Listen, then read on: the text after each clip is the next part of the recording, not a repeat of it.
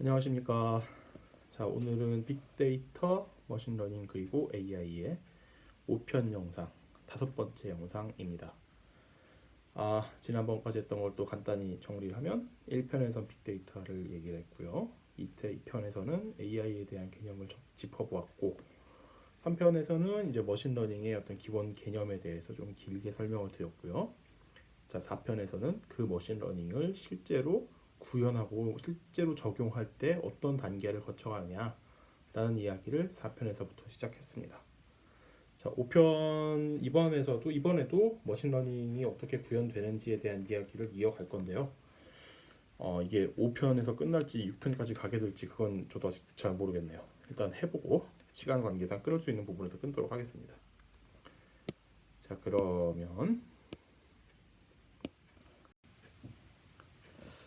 그럼 지난 시간에 이어서 지난 시간에 어디까지 얘기를 했었느냐? 그 머신러닝을 통해서 어떤 질문에 대한 답을 얻기 위해서는 제일 먼저 무엇을 해야 되냐면 질문이 무엇이냐를 확실히 정의를 해야 된다고 했죠.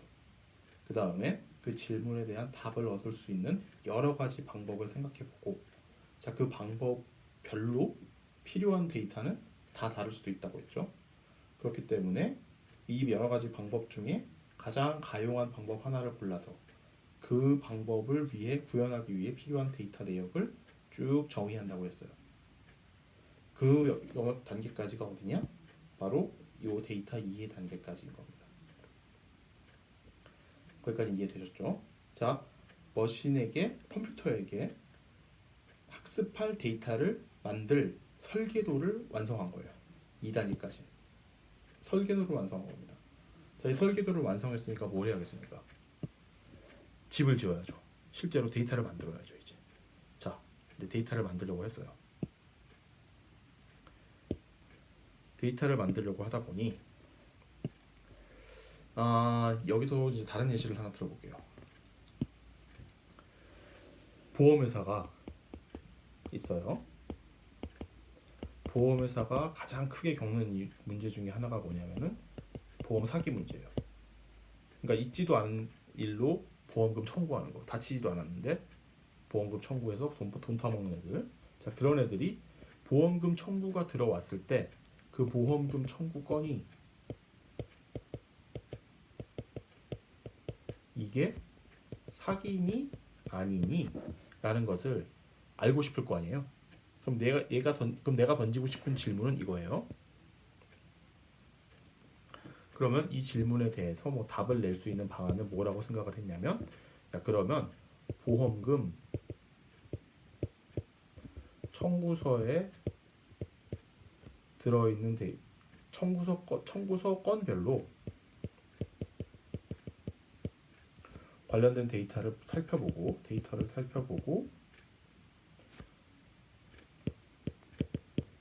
이 데이터에서 이 보험금 청구건이 과거에 사기였는지 아니었는지 여부를 이력을 쭉 모아보자. 그 데이터를 기준으로 새로 들어온 보험금 청구건이 사기인지 아닌지를 판단해보자 라는 방식을 세웠어요.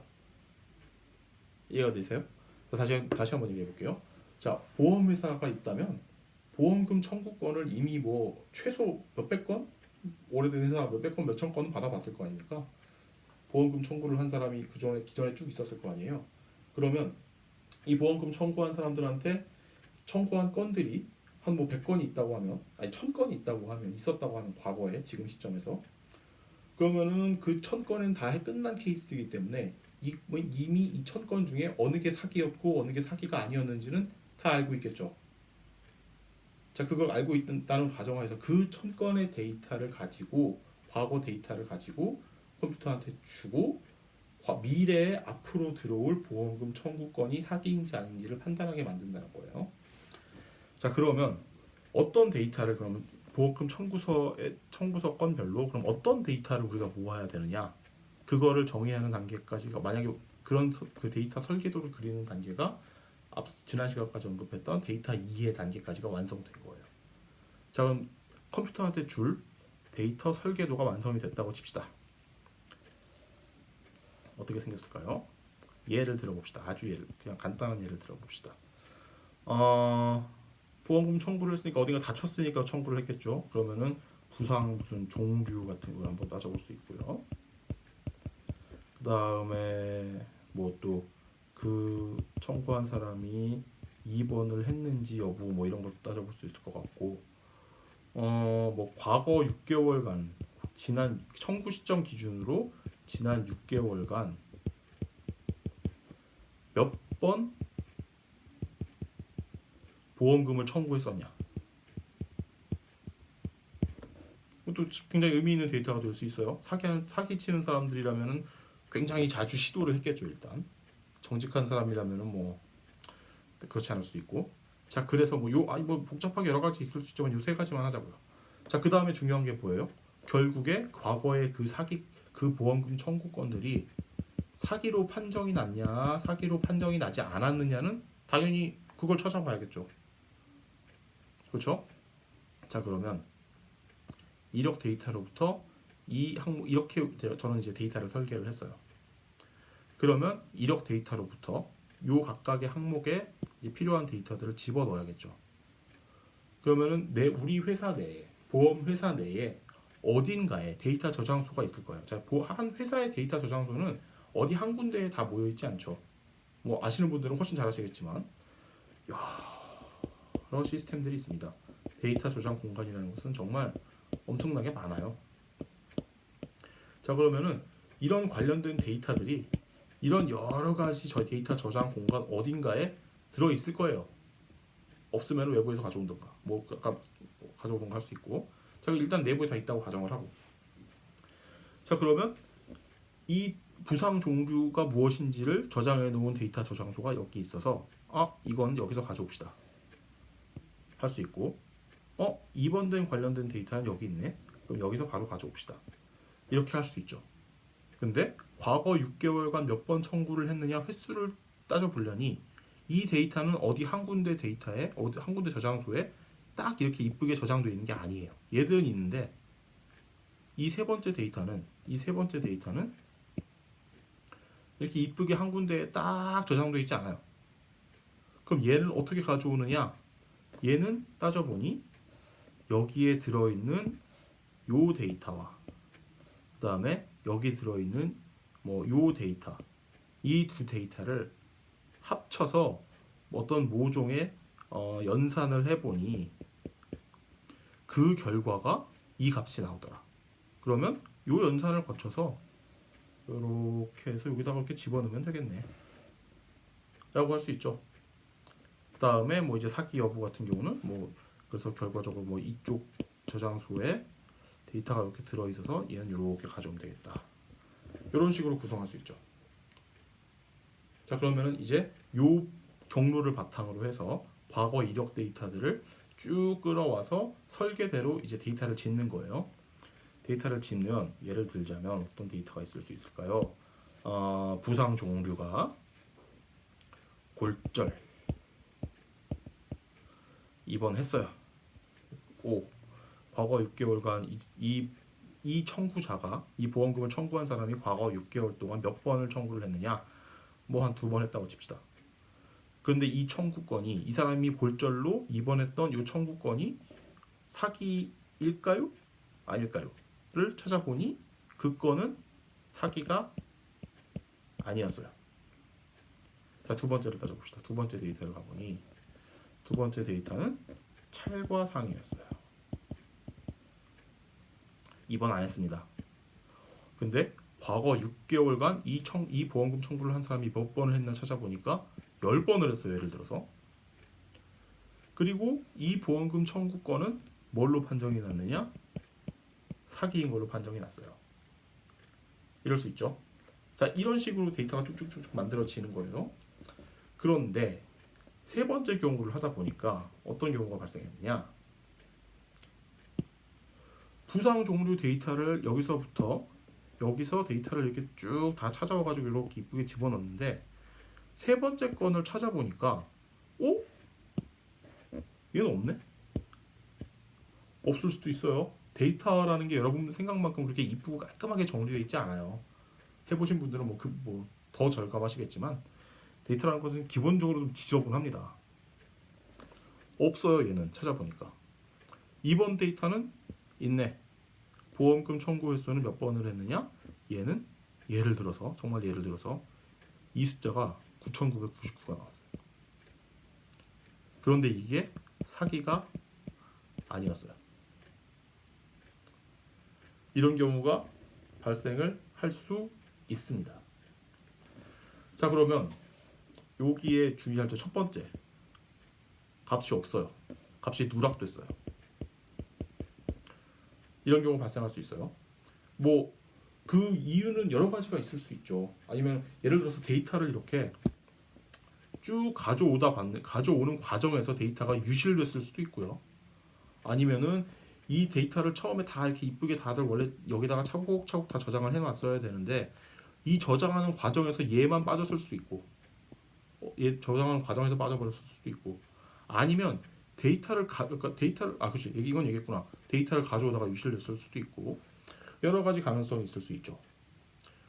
그럼 만약에 예를 들어서요, 이렇게 데이터를 지금 3건 집어넣는데 한 쭉쭉쭉쭉 집어넣으면서 총 한 100건을 만들어 봤어요. 이 데이터 건수를 다 해서 100건을 만들어 봤는데 그 중에 누락된 건수가 절반이 넘어요. 그러면 과연 이 부상 종류라는 데이터가 의미가 얼마나 있을까요? 설계는 필요에 의해서 설계는 했는데 막상 집을 지려고 하니까 재료가 없는 거야. 파르테논 신전을 지으려고 대리석으로 이쁘게 지으려고 했는데 대리석이 없어. 그럼 어떡해요? 그래도 대리석으로 지어야 되나? 그러면 뭐 공구리를 치든가 그 시대에 공구리가 있는지 모르겠지만 공구리를 치든가 아니면 무슨 현무암을 갖다 쓴다든가 무슨 다른 뭔가 대체를 하던가, 아니면 야, 안 되겠다, 설계를 바꾸자 라고 할 수도 있겠죠. 여러 가지 방법이 있을 수 있어요. 자, 저는 이 가능성에 대해서만 얘기를 하는 겁니다. 자, 두 번째 살펴봐야 될 점, 이 지점이죠. 상식적으로 가능하냐 이거죠. 과거 6개월 동안 제가 삼성화재에다가 보험금 청구를 9,999건을 했어요. 6개월이면은 어림잡아 180일이죠. 180일에 9,999건을 했다는 얘기는 이게 도대체 어떻게 되는 거야? 하루에 한 80번? 90번은 보험금 청구를 해야 이게 가능한 거예요. 이게 현실적으로 가능합니까? 안 되죠. 이런 경우에는 이거는 다들 20 뭐 해봐야 이 정도 수준에 머물러 있는데 얘만 9,999라는 것은 어떻게 이해를 할 수 있냐면 보세요. 다 2, 10, 다 고만고만하게 여기 모여 있는데 얘만 혹자 뚝 떨어져서 여기 있는 거예요. 9,999만. 그럼 이런 경우 이거를 뭐라고 얘기하냐면 이게 이상치라고 얘기를 해요. 영어로 얘기하면 이제 outlier라고 얘기를 합니다. 그럼 이것도 마찬가지로 데이터가 처음에 입력됐을 때 이 데이터의 원천은 어디죠? 과거 6개월간 몇 번 청구했는지라는 데이터는 요 데이터 이 10은 어디서 나왔었냐면은 생각을 해보시면 여기 있는 데이터와 여기 있는 데이터를 모종의 연산을 통해서 나온 결과값이에요. 그걸 여기다가 이렇게 집어넣었죠. 그럼 가능성은 여러 가지가 있을 수 있죠. 이 데이터가 잘못됐거나 이 데이터가 잘못됐거나 아니면 연산 자체가 잘못됐을 수도 있어요. 그죠? 아니면 연산까지는 잘 됐는데 연산된 데이터를 이렇게 가져오는 과정에 뭔가 오류가 발생했을 수도 있어요. 여러 가지 가능성이 있을 수 있죠. 그리고 이건 뭐 사실상 불가능한 얘기지만, 정말 불가능한 얘기, 있을 수 없는 얘기에 가깝지만 이 모든 과정이 다 정상이었고 진짜로 나란 놈은 삼성화재에다가 9,999번을 보험금 청구를 했을 수도 있어요. 이게 정상적인 데이터일 수도 있다는 얘기입니다. 그럴 가능성을 완전히 배제할 수는 없죠. 그렇기 때문에 자, 지금 제가 이런 얘기를 길게 하는 이유는 뭐냐, 데이터를 이쁘게 설계를 하고 나서 이 데이터를 지으려고 해요. 그러니까 집을 지으려고 해요. 그 집을 지으려고 이렇게 여러 소스에서부터 데이터를 가져다가 이렇게 하나씩 집어넣다 보니까 이런 문제들이 생기는 거예요. 생길 수 있죠. 그러면 문제들이 생길 때마다 이 문제의 원인들이 뭔지를 찾아봐야 돼요. 찾아보고 그 만약에 문제가 있었다면 문제를 해결하고 다시 데이터를 만들어 봐야 되고, 그렇죠? 만약에 문제가 없었는데도 문제를 다 해결했는데 다 정상인데, 그런데도 누락값이 절반 이상이고 이 9,999라는 값이 뭐, 정상이라면 어쩔 수 없는 거지만 뭐 9,999가 정상이었다, 뭐 이런 결론이 나면 그때 가면 이제 그 상태에서 이제 또 고민을 해봐야 되는 거예요. 자, 아까 말씀드린 것처럼 부상 종류의 누락값의 비율이 50%가 넘어요. 그러면은 애시당초 이 데이터가 과연 의미가 있는 것이냐에 대한 고민을 다시 해야 되는 거고, 첫 번째. 두 번째, 이 값이 9,999예요. 아까 말씀드린 것처럼 얘들은 다 여기 몰려있는데 얘만 혼자 뚝 떨어져 있어요. 이렇게 되면은 통계상으로 굉장히 잘못된 그 영향을 미칠 가능성이 너무 많아요. 아웃라이어라는 게 굉장히 사실은 좀 위험한 존재거든요. 그러면은 어차피 나중에 아시겠지만 사실 머신러닝은 100%를 추구하는 학문이 아니기 때문에 그 과정이 아니기 때문에 이 데이터가 너무 큰 왜곡을 가져온다고 판단이 되면 이 항목만 제거할 수도 있어요. 그러니까 그런 식으로 그 머신한테 줄 데이터를 설계를 하고 집을 지으면서 이상한 부분을 고쳐 나가면서 이제 최종적으로 학습 데이터를 컴퓨터가 받아먹을 학습 데이터를 만드는 단계가 필수적인 거죠. 자, 우리가 이런 거를 뭐라고 부르냐면 소위 말하는 데이터 품질 관리라고 얘기를 해요. 그러면 세 번째 단계, 다시 돌아가서 세 번째 단계인 이러면 되지. 세 번째 단계는 뭐였냐면 데이터 준비죠. 말 그대로 데이터 프리퍼레이션이라는 것은 컴퓨터한테 내가 던져줄 학습 데이터를 잘 만드는 단계예요. 비정상적인 사항 다 제거하고 오류 해결하고, 그다음에 이 데이터가 잘 통계적으로 나쁜 영향을 미칠지 안 미칠지 이런 점들도 파악해서 그런 부분이 있으면 또 조정을 해주고, 이런 과정을 거쳐야 되는 겁니다. 그 단계가 데이터 준비예요. 자, 그럼 내가 데이터 준비가 완료됐어요, 데이터 준비 끝났어요 라고 얘기하는 건 뭐냐? 이제 학습 데이터와 훈련 데이터, 자, 이건 다 완성이 됐다는 얘기예요. 다음 단계로는 이것을 이제 컴퓨터한테 주는 일만 남았어요. 자, 이해가 되셨길 바라면서 이 부분을 한번 주목해 봅시다. 그래서 처음부터 이 장표에 이게 있었는데, 이 그림이 여기 있었는데, 이게 뭘 의미하는 거냐면, 만약에 처음부터 시작을 해서 이 단계를 6단계까지 다 마쳤어요. 마치는데 드는 어떤 리소스라든지 에포트가 다 해서 100이 된다면 그 중에 80은 여기서 다 소모한다는 거예요. 100 중에 80이 이만큼 이 단계에서 다 소요가 된다는 얘기입니다. 그만큼 중요해요. 그만큼 중요합니다. 오히려 이 나머지 단계가 안 중요하다는 건 아니지만, 그렇지만 이 단계 학습 데이터를 만드는 것이, 이걸 잘 여기서 오류가 나면요, 제 아무리 훌륭한 알고리즘을 쓰고 제 아무리 무슨 모델 이밸루에이션을 엄격하게 한다고 해도 아무 의미가 없어요. 그 결과물이 쓸모가 없어지기 때문에. 자, 컴퓨터는 머신러닝을 통해서 배운다는 얘기는 걔가 학습할 수 있는 대상은 오로지 내가 주는 데이터예요. 그것밖에 안 봅니다. 얘는 다른 걸 보질 않아요.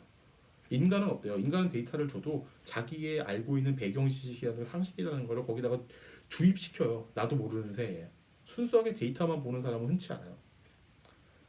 그렇다 보니까 데이터가 이상하면 자기가 스스로 데이터를 이거 좀 이상한데 라고 자기 직관을 활용해서 판단을 해요. 컴퓨터는 안 그렇습니다. 컴퓨터는 내가 데이터를 주면 그냥 그 데이터를 그대로 봐요. 그것만 봐요. 그만큼 데이터에 대한 의존도가 100%이기 때문에 그만큼 머신러닝을 통해서 답을 얻고자 할 때는 데이터가 중요한 거예요.